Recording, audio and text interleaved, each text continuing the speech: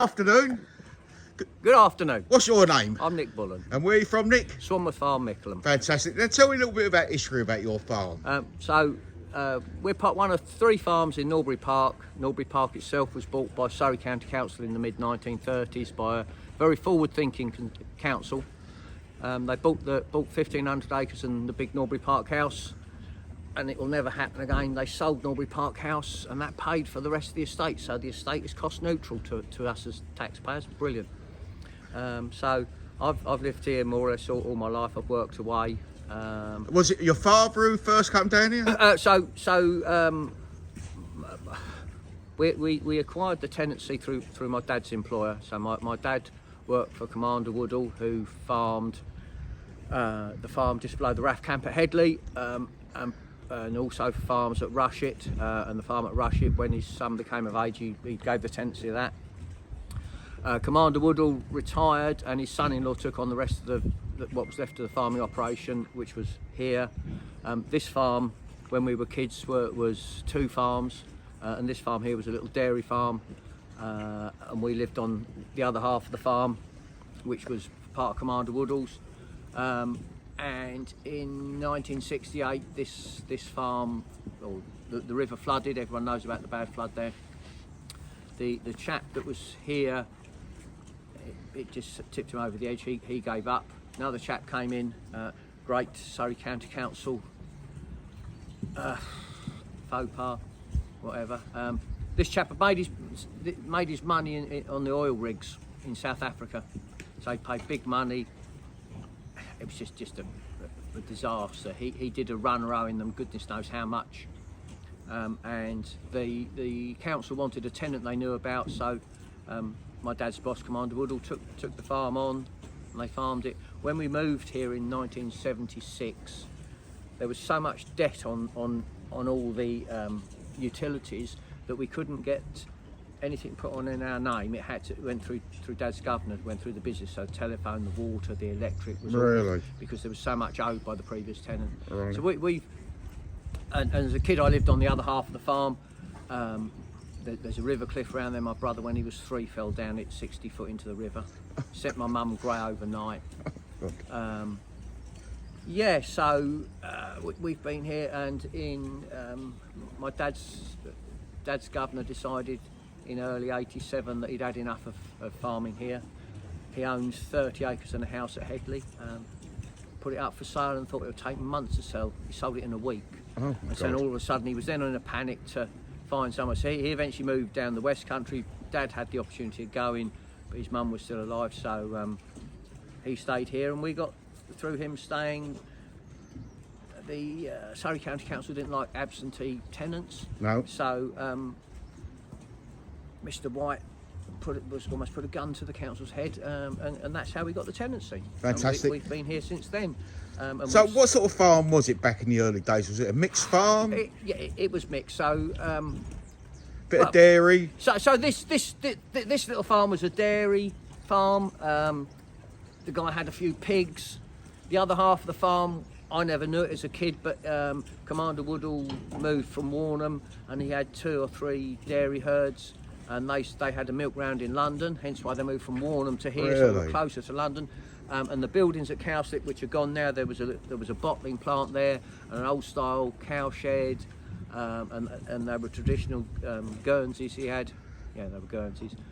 Yeah, and it's had bits of arable on it, but mainly grass, and we've grown a bit of maize over time, and it's now all into grassland, and it's now back under for 20 years.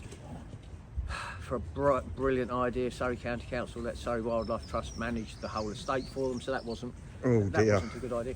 It's now back under Surrey County Council control, and I question their vision and whatever. They've got all sorts of weird and wacky ideas that are disproportionate. Yeah, we got to produce food, and my thought is it's farming and nature, the 2 together. But it's as well, one goes in hand with the other one, doesn't absolutely, it? Absolutely. Because I mean, we've got to protect the wildlife with these 10-metre strips and one thing and everything. But let's be clear about this. We've got to feed ourselves. Yeah. You know, and if you do away with all farms, which this government would, this is my opinion, Yeah. mind, this government would have It looks us very done, much like that's what they want to do. you know, and, but, you know, you're a small farmer Yep, yourself. small Now farm. you've got a cattle herd. You're going to tell us all about that in a very second. Mm-hmm. But, you know, you've got to survive. You've got to be able to hand that down.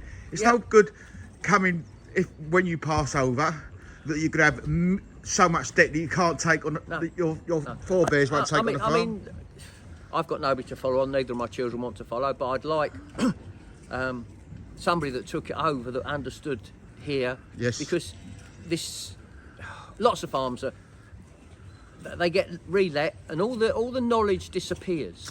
The history disappears. But it's also the knowledge of the land. We're on a floodplain here, and these buildings are protected by a bund all the way round, which my dad, when the council put these buildings up, insisted that they put up. Yep. Because he lived round the road when it flooded in '68, and he'd come and rescued the guy that was here, and the water was waist deep in the farmhouse. Really? Oh, my absolutely. Yeah, God. I mean, it flooded again in 13, so it would be in here. It would be almost up to your waist in 13 because it breached the barrier around. My God. But it's knowing that. I mean, it gets very, very. My dad died in '98, and 98 winter, 98 winters, 99 spring, we had 4 or 5 very bad floods. Not as bad as 13, but they were. It always happens when the days are short, and it floods out around in the dark, and the noise. Yeah. And it makes it 10 times worse, doesn't Oh, it? absolutely. And Yeah. it would come within 6 inches of the top of the bank, and you just think, oh, it could come, it could come. We've seen. So it's things like that. It's knowing what happens. And how that's- to handle them, really. Oh, I mean, well, I guess it now. Someone will move into the village, and they'll see the flood. They'll come down and ask if you're all right, and you almost sort of, what are you on about? The river. Oh, don't worry about that. That's just a phase 1 flood. That won't. One of my neighbours round the road Really? moved in, and it was a reasonably bad flood. But he phoned me up. He said, Nick, will it flood my house? I said, Robin, if it floods your house, I'm afraid we're all doomed. and it's like my farmhouse. Everyone says to me, because it's Tudor, so it was lovely. built a while ago. Yeah. Built by people we probably looked down on because they were dim Tudors, but they were very clever people because they didn't do things without a reason. Yep. And people said, well, why'd they build it on the floodplain? I said, well, they didn't. It wasn't a floodplain like we know it today back then. Smart-ass man has... First of all, we built the railway, which has restricted the flow. Yep. And then we've built places like Crawley, Gatwick, the roads, all that concrete and all that water comes in, which never happens. Can't go anywhere And it else, can't go can in. it? I mean, people say to me, well, what can we do here to alleviate the flooding for you? Nothing. It's a floodplain. Let it do Stop what it's- building houses. That would Yeah, make a difference, no, wouldn't it? Yeah, stop, yeah. But the Because floodplain... that's what I'm passionate about. We're not making no more green stuff, are No, we? no. And we're building houses, and concrete's going down everywhere. Yep. And coming from a water industry background, I know that floods happen. Yep. And it can cause a lot of nuisance to a lot of people. Oh, yeah. Yeah. And for chaps like you who's trying to make a business and earn a coin, I mean, look, when's the last time you went on holiday? I do manage to get a week away, Really? but it's hard work. I spend the fortnight before we go, because my partner's not in the industry, working very hard, making sure everything is tickety-boo so that whoever's looking after it has got as little stress as possible. Yeah. I can lay on a sun lounger with the phone just in case, because the instructions are, if there's a problem, phone me. Phone I don't want to know. You don't want to come back to a disaster, do you? But even if I'm sat on the beach on the south of France or something, I can make your problem so much easier because I can tell you where to go. So Yeah. I do get away, and it is a great break, but it is hard work. It is hard Well, work. farming's hard work. I mean, it's not a 9 till 5 job, is it? Oh, no, You know, no. 7 days a week. These animals need you on a Sunday morning, on a Sunday night, Yeah. and most of the time when they're calving in the middle of the night, don't they? Well, we run a system that we try to not cause ourselves too much grief. So I mean, as you've seen from your video, that these youngsters are in, but everything else is out. So their mothers are out. The suck herd lives out okay. all the time. the sheep all live out. We've Oh, you moved- still sort of mixed then. You still have sheep yeah, and sheep cattle. and cattle. So the sheep, there's a few sheep here, but they'll all be back here by the end of the month, ready to start lambing on the 12th of April, roughly. Oh, really? And yeah, we run. Oh, this gets a bit of. We run what's called an easy care system. Yep. It doesn't mean we don't care about the animals. Yep. It just means that it's as easy for them as it is for us. Yep. So there's as little intervention as possible. Everything is as self-sufficient as possible. We don't want them to have problems. It's very much like the New Zealanders run their animals, and for them, if it requires human intervention, it's cost and things. So we don't want that. No.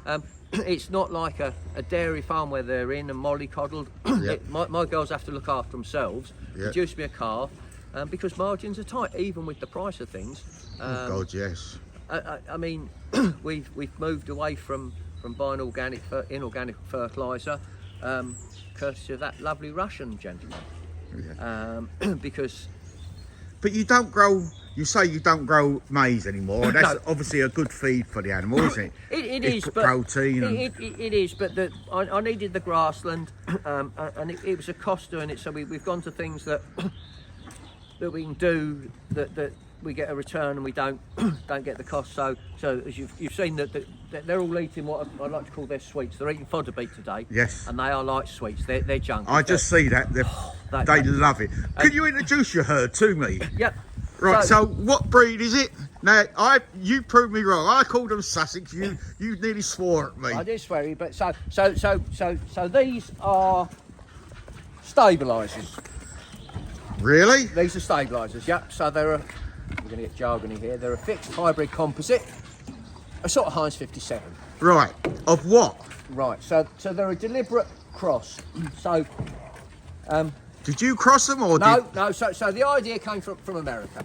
Right. So that it was started in the mid to late 50s by the American Food Standards Agency, and the herd itself was bought by a family called Leachman from Montana, and they've got the base stock, and the idea is a cow that costs very little to keep, Yep. like nothing to keep, looks after itself, produces you a calf, gets back in calf, Yep.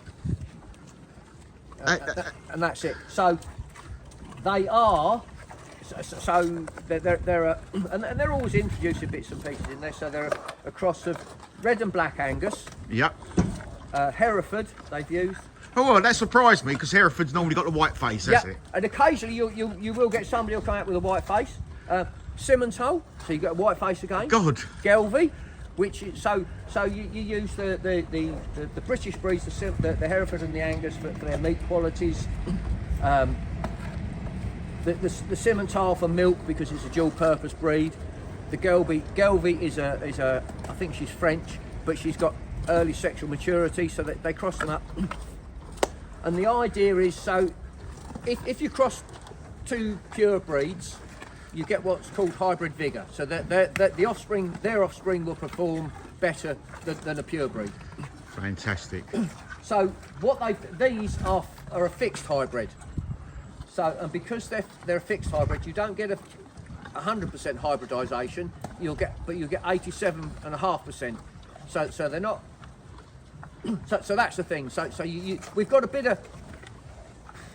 It's a bit like genetic engineering, but it's Yep. not down a microscope. It's not fiddling about. It's whatever. So a low maintenance animal, really? Yeah, low maintenance. Yep. The girls live outside on grass What, all through winter? through the winter. Yeah. Oh yeah. my God. But I mean, as I say, they come. Leachman keeps them in Montana on the ranges, on the On the prairies. On the prairies. And I Yep. mean, they're out there in 6 foot of snow. They'll get. My hailed. God. They really are the bees. So they're the future, really, when you think about cattle and think. This sort of thing. It's you've got guys that have got cattle in sheds and being fed things, but the carbon footprint on these Is zero. it isn't zero, but it's minuscule. But it's doing good for the environment, obviously, because if they live outside, they're pooing outside all Yeah. winter long. They're putting something back into the soil, Yeah. which is good for the insects and then good for the wildlife. Yeah. So if I kept, I mean, this lot will be inside 3-4 months. That's it, and they'll be sold. I'll keep the smallest ones, and through to the autumn. But you imagine if I had a shed big enough to keep 80 cows, Yep. I'd have to buy in straw. Yes, That's of course. cost and carbon to get the stuff here. Yep. I'd have to bed them down, Yep. so that's cost. I'd have to muck them out. Which is another environmental problem. Yep. Put it in a heap, compost it down, spread it. Yep. Cost. Why do you want to do that? Why do you want to do that? Keep the girls outside, Yep. and they do all of those things. I don't have to buy straw. Hay or silage, I either make or buy, so that whether they're inside or out, but it gets fed out there. I work on a. We haven't had a ring feeder. I mean, everybody loves a ring feeder, and it gets horrendous around it. Yeah. The girl. Oh, it turns into a pond, Oh, doesn't it? it's terrible. A mud pond. Terrible. Yes. So my cows live outside. They're fed. So I move around the farm every autumn, stroke winter, where their winter field is, Yep. and it gets to look a bit of a mess. But they're fed somewhere different every day. That is the answer, though, isn't it? Really, Yeah. I believe And the thing about that is that you're spreading it around. we're spreading it around. I'm getting hay from good quality hay off a good quality pasture, but I make hay in Nonsuch Park, so there's all sorts of bits and pieces coming from that. Ashted Common, I've made hay there. I mean, they love. It looks like a load of old sticks, but it smells beautiful. Holds the sugars, does it? Well, it's just herbs and rich things like that. The girls love it. Yeah. But so that's all fed out, and on a wet day they yeah, one of my wanderers. Oh, come right, out from- okay. he'll be back. So I just pointed at someone in the distance, and I was confusing you for a little while. That's Yes. right. I forgot you that. But I work on the premise that 25% of the hay I feed them, they don't actually. Well, if they eat more than 75% of what I put out, that's a bonus. The 25, because the thing about it is, if they don't eat it, it goes straight. If I'm not feeding them, I'm feeding the soil. You're feeding the And soil, that's exactly, what- and you're so- feeding the bugs, and feed you're the bugs. feeding everything, Yeah. aren't you? So if I could, The birds. And the birds. If it all went through the cows, you get the. But you're putting humus back into the soil. If I'll send you and you can go around and see the cows. They might not be there today, but 10 or 12 years ago we had an egret turn up. Yes, a white egret. Yes. Just one egret. Yeah. And in all that time, year by year, we've increased. And this winter we ended up with 26. No, really. Absolutely phenomenal. Fantastic. and- See, you're providing sanctuary for animals, aren't you? Yeah, and the thing about them is that they just love the cows. The dairy farm next door keeps a few outside. They don't go and see him. Yeah. There's another farm around the other side of Box Hill, and there the landlord built a scrape with water and that. They don't really go there. The egrets love the way I farm, Yeah, yeah. and And it's paying off. You could see. oh, absolutely. I mean, I've walked round and I've seen the payoffs Yeah. in nature and everything. Yeah, You know. and if they're there, there's got to be food. But you've on top of the egrets, you've got the herons, the buzzards, the kites, the kestrels, sparrowhawks. We get the peregrine come through occasionally. Really? They're all the big ones. We've got rooks, right? We've got ravens. The ravens come in from Denby's. He's a bit of a pain in the bum, and we've got to find a way of telling him to go away. And Yeah. But it's great they're there because there's so many things. And then we got all the little hedgerow birds, sparrows. Well, this is where the hay and the silage get used absolutely. for nesting, Yep, all the bits and pieces bee like that. nesting, everything, isn't it? Yeah, so there is just so much here, and it is. We lamb outside as well as calve, and we lamb and calve at the same time, and it's amazing the amount of people that wander through and just they can stick their heads over the fence and watch what's going on. I've had people sat there for half an hour waiting for a sheep to give birth because it's something different. This is why I'm sort of told. I don't know what the word is, but I love farming. I love introducing people to the outside world because people that live in cities don't know what it's all about. They go to the Morrisons, the Sainsbury's, or Yep. whatever. Oh, that looks a nice bit of lamb. I'll have that bit of lamb. Oh, big. But this is where it comes from. Oh, yeah. And if you work for guys like yourself, producing this, Yeah. we wouldn't have meat on the shelves. No. We'd have it from a faraway land where you've got transport costs Oh, absolutely. and everything, you know? I mean, you go back to COVID and we couldn't get things, food shortages as it was. It wasn't Yep. just toilet rolls. Food was a bit iffy. Toilet rolls, yes. But we even the animals, we work on the premise of a good life and a good death. Because the thing, you have people do my head in at times. Their concept of what's happening. But if you're not looking after your animals, Yep. they're not. Looking after you. Well, they're not looking after me. But Yep. if you don't look after them, they don't grow. They don't. You want them to express their potential. Yes. And if you don't feed them or look after them, they can't. If you don't, yeah, exactly. And that's the thing. I mean, I can see your passion. oh, The passion that's oozing at yourself of what we're talking about. I mean, we've only had a 20-minute chat, but obviously I'm going to have to end this video because it's a long video. But obviously, I can see your passion. I love the way you're farming, and please carry on with it. And one last thing, tell us your full name and your farm again, please. Nick Bullen, Swanworth Farm, Mickleham. Thank you Sorry. very much. I appreciate Come back and see listening. us in April for lambing. Perfect. Cheers. Cheers.